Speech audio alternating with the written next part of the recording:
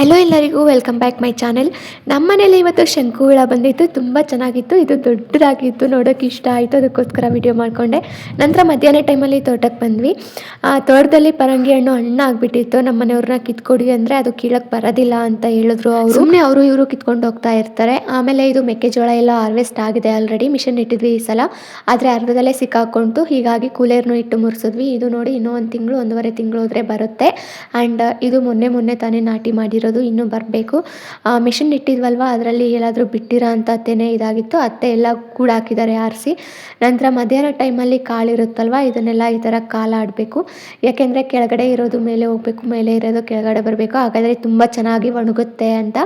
ನಮ್ಮ ಅಕ್ಷಯ್ ಸರ್ ಒಬ್ಬರಿಗೆ ಕಷ್ಟ ಆಗುತ್ತೆ ಅಂತೇಳಿ ನಮ್ಮ ಪುಟ್ಟ ಮೇಷ್ಟ್ರು ಸಹ ಹೆಲ್ಪ್ ಮಾಡ್ತಾಯಿದ್ರು. ನೋಡೋಕೆ ಖುಷಿ ಆಗ್ತಿತ್ತು.